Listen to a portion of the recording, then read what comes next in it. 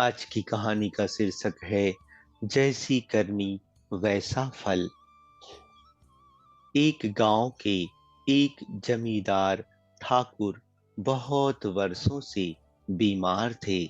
इलाज करवाते हुए कोई डॉक्टर, कोई वैद्य नहीं छोड़ा, कोई टोने टोटके करने वाला नहीं छोड़ा, लेकिन कहीं से भी थोड़ा सा भी आराम नहीं आया।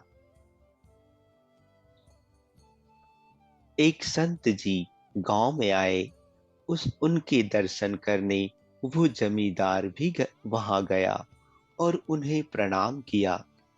उसने बहुत दुखी मन से कहा, महात्मा जी, मैं इस गांव का जमींदार हूँ।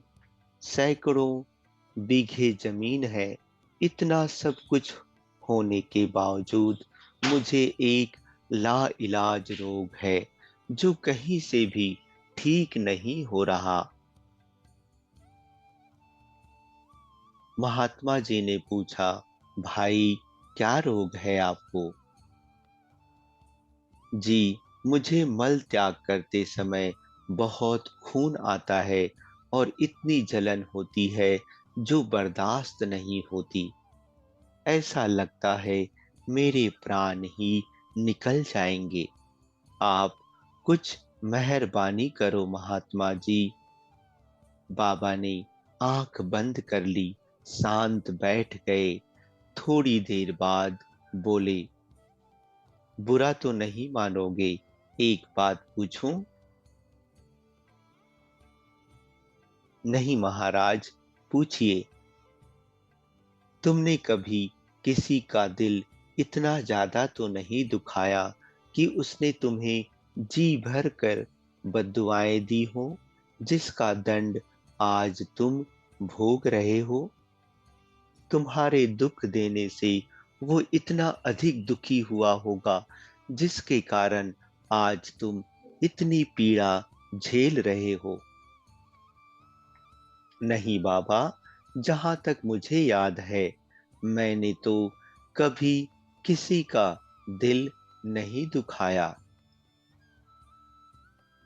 याद करो और सोचो, कभी किसी का हक तो नहीं छीना, किसी की पीठ में छुरा तो नहीं मारा, किसी की रोजी रोटी तो नहीं छीनी, किसी का हिस्सा जबरदस्ती तुमने खुद तो नहीं संभाला हुआ।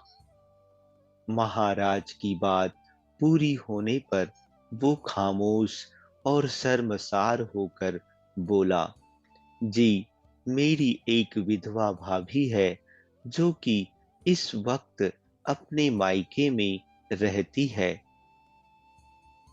वो जमीन में से अपना हिस्सा मांगती थी। यह सोचकर मैंने उसे कुछ भी नहीं दिया कि कल को ये सब कुछ अपने भाइयों को ही दे देगी, इसका क्या पता। बाबा ने कहा, आज से ही उसे हर महीने 100 रुपये भेजने शुरू करो। यह उस समय की बात है जब 100 रुपये में पूरा परिवार पल जाता था। उसने कुछ रुपये भेजना शुरू कर दिया। 2-3 हफ्तों के बाद उसने बाबा से आकर कहा, जी, मैं 75% ठीक हूँ। महात्मा जी ने सोचा कि इसे तो पूरा ठीक होना चाहिए था, ऐसा क्यों नहीं हुआ? उससे पूछा, तुम कितने रुपये भेजते हो?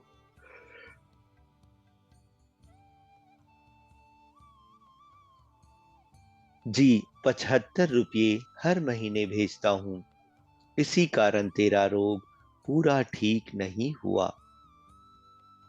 संत जी ने कहा, उसका पूरा हक उसे इज्जत से बुलाकर दे दो।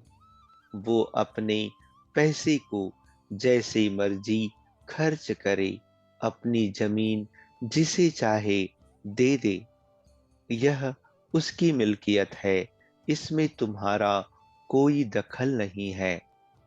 जानते हो वो कितना रोती रही है, जलती रही है, तभी आपको इतनी जलन हो रही है।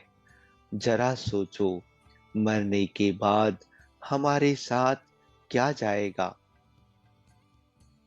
जमींदार को बहुत पछतावा हुआ। उसने फौरन ही अपनी विधवा भाभी और उसके भाइयों को बुलाकर सारे गांव के सामने उसकी जमीन, उसके हक का पैसा उसे दे दिया और हाथ जोड़कर अपने जुल्मों की माफी मांगी। उसकी भाभी ने उसे माफ कर दिया और उसके परिवार को खूब आशीर्वाद दिए। जमींदार का रोग शीघ्र ही पूरी तरह से ठीक हो गया। अगर आपको भी ऐसा कोई असाध्य रोग है, तो जरूर सोचना, कहीं मैंने किसी का हक तो नहीं छीना है, किसी की पीठ में छुरा तो नहीं घोंपा है, किसी का इतना दिल तो नहीं दुखाया हुआ है कि वो बेचारा इतना बेबस था कि तुम्हारे सामने कुछ कहने की हिम्मत भी ना कर सका होगा।